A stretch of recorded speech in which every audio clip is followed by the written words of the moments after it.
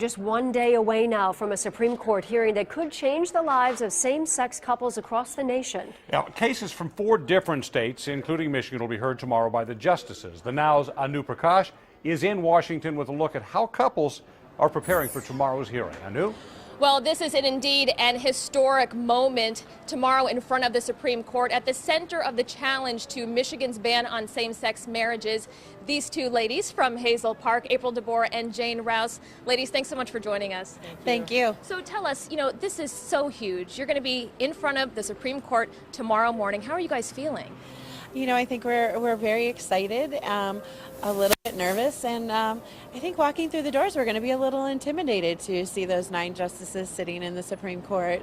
Jayne, what about you? I think we're extremely proud to represent not only Michigan but the United States in this, and I'm with her. I think we're still a little nervous, a little excited, I know I'm going to be intimidated when I see the justices, and all the people when we come up, I think is going to be a little overwhelming. This has been a long journey. You guys have been at this for 4 years. You are both nurses, you are from Hazel Park, you are parents to 4 kids, all under the age of 6, and you each have adopted 2. I don't know that a lot of people at home know necessarily that when you started this, you didn't set out to challenge the ban on same-sex marriage. How did this all begin for you? We actually started with second parent adoption rights. So in Michigan, you can you can adopt as a married couple or as a single person, but you can't adopt as so we could not get married. We couldn't adopt together. So we both adopted each of our kids separately. So we actually filed suit to adopt each other's children. And this really gained momentum after you guys almost got into an accident, and then it made you think, well, if something should happen to one of us, what's going to happen to the other kids, right? Right, yeah. We in 2011, we were in a near-miss accident in Ohio, and when we realized that we needed to put things in place, we called Dana Nessel, and she basically told us that I can write anything up for you, but a judge doesn't have to follow your wishes. And, as parents, we couldn't accept that. And we said, what do we do next to rectify this? And she said, we could challenge the second parent adoption code in Michigan. So we said, yeah, let's do that. And it just morphed from there into the marriage. And as you walk into the courtroom tomorrow, what are you going to be your thoughts?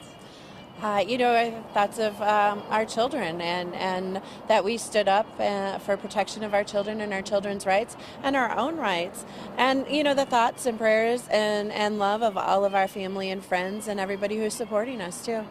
Have you told the kids? What have you told them? I know they're so little, but this is a big deal. They don't quite understand what we're doing. When we say we're leaving the house, they say, are you going to court? And we say yes, and they say, good, we don't want to go because it's boring. But, they have a vague concept of marriage and what it means to them. We're all getting married at some point, so we're still trying to explain the whole concept to them. We think, obviously in the future they're going to understand, and hopefully they'll be proud of what we've done and why we've done it, which is obviously for them. And you're feeling optimistic? I mean, this whole case could lead to settling this issue once and for all throughout our country. How do you feel? We're very optimistic. I mean, we can't be anything but optimistic and hopeful at this point in time. We're hoping that, our case and the other cases in the Supreme Court tomorrow will actually change the United States history. DeBoer and Jayne Rowse, thank you so much for coming out here and talking to us and to everyone at home in Metro Detroit. So we'll be keeping an eye on you guys, and of course we'll be there tomorrow morning as well. Thank you. Thank you. And the oral arguments are in front of the Supreme Court tomorrow morning at 10 o'clock. I will be in the courtroom. We were out in front of the Supreme Courthouse today, and there were dozens of people lined up. They have been camped out since Friday, all of them hoping to get a seat inside the Supreme Court. We'll have live coverage throughout the evening right here on 7 Action News. For now, reporting live in Washington, D.C., Anu Prakash for the Now Detroit. Anu.